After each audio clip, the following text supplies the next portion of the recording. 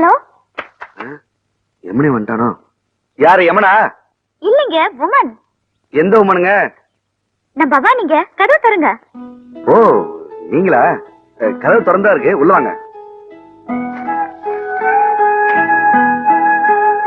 வாங்க.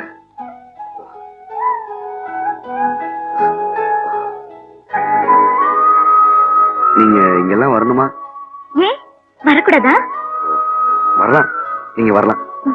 ஒரு நிமிஷம்.